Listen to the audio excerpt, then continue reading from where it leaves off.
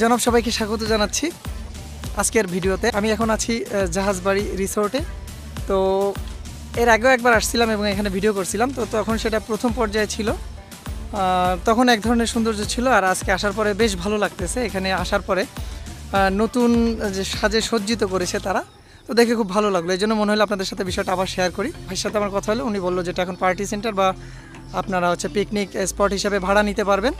আপাতত এমনটাই প্ল্যানিং আছে, নেক্সটে আরও বৃহৎ পরিকল্পনা আছে, আরও সুন্দর করে ডে বাই ডে সাজানো হবে। তো দেখে ভালো লাগলো, আমার মনে হলো আপনাদের সাথে আবার একটু শেয়ার করা উচিত।